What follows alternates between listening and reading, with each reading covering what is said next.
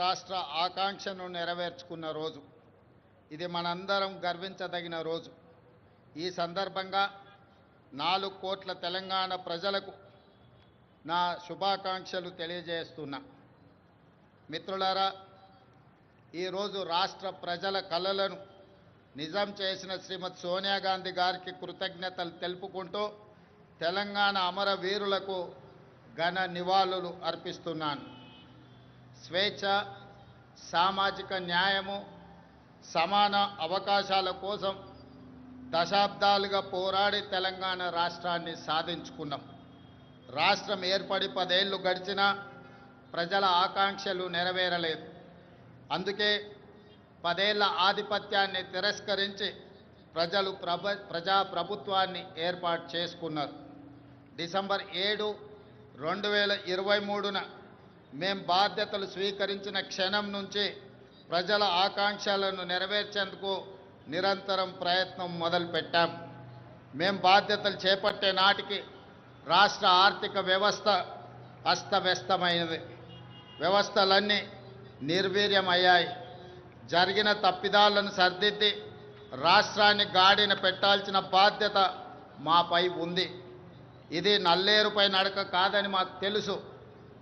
అయినా ప్రజా ఆకాంక్షలను నెరవేర్చే ప్రజాప్రభుత్వ ఎజెండాగా తెలంగాణ పునర్నిర్మాణ దశగా ప్రయత్నిస్తూ ముందుకు వెళ్తున్నాం.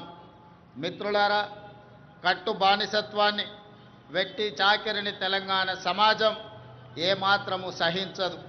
అందుకే ప్రజాప్రభుత్వంలో ప్రజల ఆలోచనలే మా ఆచరణగా ముందుకు వెళ్తున్నాం. గత 10 ఏళ్ల నిర్వీర్యమైన వ్యవస్థలను ఒక్కొక్కటిగా చక్కదిద్దుతున్నాం. నిర్లక్ష్యానికి గురైన యూనివర్సిటీలకు వీసీలను నియమించాం. తెలంగాణ పబ్లిక్ సర్వీస్ కమిషన్ని ప్రక్షాళన చేసి పోటీ పరీక్షలను నిర్వహిస్తున్నాం. విద్యా కమిషన్, వ్యవసాయ కమిషన్ని ఏర్పాటు చేసుకున్నాం. సమాచార హక్కు కమిషనర్లను, లోకాయుక్త, హెచ్ఆర్సీ కమిషన్లను ఏర్పాటు చేసుకొని వ్యవస్థలను స్వతంత్రంగా పనిచేసేలా చర్యలు తీసుకున్నాం. తెలంగాణ సమాజానికి పునాదులు మహిళలే. ఈనాడు తెలంగాణ సమాజం రాణి రుద్రమ్మను, సమ్మక్క సారలమ్మను, చాకలి ఐలమ్మను, మల్లు స్వరాజ్యాన్ని ఆదర్శంగా తీసుకొని ఈ మహిళల అభివృద్ధి కోసం తెలంగాణ ప్రజాప్రభుత్వం ప్రయత్నం చేస్తున్నది. అందుకే 1 కోటి మంది ఆడబిడ్డలను కోటీశ్వరులుగా చేయాలనే ఉక్కు సంకల్పంతో ప్రజాప్రభుత్వం ముందుకు వెళ్తున్నది. మహిళల ఆర్థిక స్వావలంబనకు ఇందిరా మహిళా శక్తి పాలసీని ఆవిష్కరించుకున్నాం. మహిళలను పారిశ్రామికవేత్తలుగా తీర్చిదిద్దే లక్ష్యంతో తొలి ఏడాదిలోనే 21,000 కోట్ల సున్నా వడ్డీ రుణాలను మహిళలకు పంపిణీ చేశాం. పాఠశాలల్లో మౌలిక వసతులను కల్పించేందుకు పనులను అమ్మ ఆదర్శ కమిటీలకు అప్పచెప్పాం.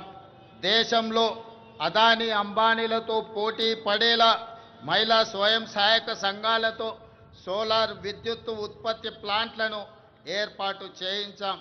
పెట్రోల్ బంకులు, పాఠశాల నిర్వహణ, యూనిఫామ్ల కుట్టు పనితో పాటు మహిళా శక్తి క్యాంటీన్లను నిర్వహించేలా మహిళలను ప్రోత్సహిస్తున్నాం.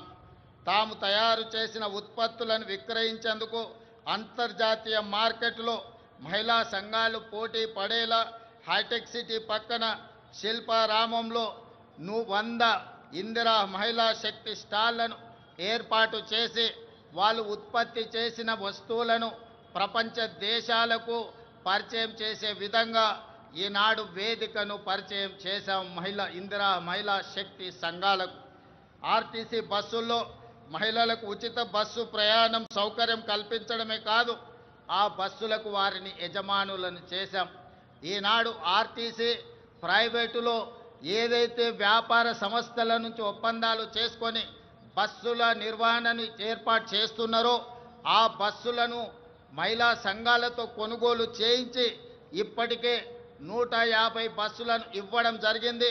తొందరలోనే 450 బస్సులను మహిళలకు అందించడం ద్వారా ఆర్టీసీలో మహిళలు ఉచితంగా బస్సు ప్రయాణం చేయడమే కాదు, ఆర్టీసీ సంస్థకు 600 బస్సులను ఈరోజు ఎంగేజ్ చేసి వాళ్ళు ఆర్థికంగా ఎదగడానికి రాష్ట్ర ప్రభుత్వం మహిళా సంఘాలకు చేయూతనందిస్తూ ముందుకు వెళ్ళడం జరుగుతుంది.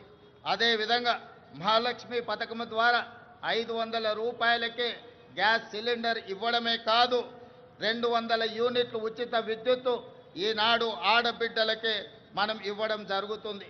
అదేవిధంగా ఈరోజు తెలంగాణ రాష్ట్రంలో ఇందిరమ్మ ఇండ్లు కేటాయిస్తున్నాం. ఈ ఇందిరమ్మ ఇండ్లు కూడా ఇంటి ఆడబిడ్డ అయిన మహాలక్ష్మి ఆడబిడ్డలకే ఈరోజు ఇందిరమ్మ ఇండ్లు కేటాయించడం జరుగుతుంది. అదేవిధంగా రాష్ట్రంలో స్వయం సహాయక సంఘాల మహిళా సభ్యులకు క్యూఆర్ కోడ్తో కూడిన ప్రత్యేక కార్డులు అందజేయాలని నిర్ణయించాం. వారికి ప్రతి సంవత్సరం ఉచిత వైద్య పరీక్షలు నిర్వహించి హెల్త్ ప్రొఫైల్ వివరాలతో పాటు పూర్తి వివరాలను ఆ కార్డులో పొందుపరుస్తాం. రాష్ట్రంలో మహిళా లక్ష్మిగా మారి సగర్వంగా నిలబడాలనేది మా ప్రజా ప్రభుత్వం యొక్క లక్ష్యం. ఇదే కాదు, ఈనాడు మహిళా సంఘాల సభ్యులు 67 లక్షల మంది మన రాష్ట్రంలో ఉన్నారు. వాళ్ళందరికీ కూడా ప్రతి సంవత్సరం 2 జతల చీరలను ఆడబిడ్డ కానుకగా ఈరోజు తెలంగాణ రాష్ట్ర ప్రభుత్వం ఇవ్వడం ద్వారా వాళ్ళ ఆత్మగౌరవాన్ని నిలబెట్టి ఈ మహిళలతో మాకు కుటుంబ అనుబంధం ఉంది అని చెప్పి ఈనాడు తెలంగాణ ప్రజాప్రభుత్వము ఒక ఔదార్యాన్ని ప్రదర్శించి ఆడబిడ్డలను ఆదుకునే ప్రయత్నం చేస్తున్నాం. అదేవిధంగా మిత్రులారా, రాష్ట్రానికి రైతే వెన్నెముక. అందుకే రైతు సంక్షేమమే ధ్యేయంగా ప్రజాప్రభుత్వం పనిచేస్తుంది. ఇచ్చిన మాట ప్రకారం ఏకకాలంలో 2 లక్షల రైతు రుణమాఫీ చేసి రైతులను రుణ విముక్తులను చేశాం. కేవలం మొదటి సంవత్సరం లోపలనే 25,35,964 మంది రైతు కుటుంబాలకు 20,617 కోట్ల రూపాయల రైతు రుణమాఫీ చేసి రుణ విముక్తులను చేయడం ద్వారా రైతులు ఆత్మగౌరవంతో బ్రతికే విధంగా ఈనాడు ప్రజాప్రభుత్వం చర్యలు చేపట్టింది. అదేవిధంగా ఈనాడు రైతులకు ఉచిత కరెంటు కోసం ప్రతి సంవత్సరం 15,333 కోట్లతో ఉచిత విద్యుత్తును అందిస్తున్నాం. రైతు భరోసా పథకం కింద రైతులకు పెట్టుబడి సాయాన్ని ఎకరాకు 12,000 ప్రతి సంవత్సరానికి పెంచడం జరిగింది. ఇవాళ రైతులకే కాదు, రైతు కూలీలకు, ఉపాధి హామీ కూలీలకు ఇందిరమ్మ ఆత్మీయ భరోసా పథకం ద్వారా భూమి లేని వ్యవసాయ కూలీ కుటుంబాలకు ఏడాదికి 12,000 రూపాయలు ఉచితంగా అందించే పథకాన్ని ప్రవేశపెట్టినమని చెప్పడానికి నేను ఆనందిస్తున్నాను. అదేవిధంగా వరి ధాన్యానికి మద్దతు ధరతో పాటు సన్న వడ్లకు 500 రూపాయల బోనస్ ఈరోజు చెల్లిస్తున్నాం. దీనివల్ల రైతులకు అదనపు ఆదాయం లభించడమే కాకుండా రాష్ట్రంలో సన్న ధాన్యం దిగుబడి భారీగా పెరిగింది.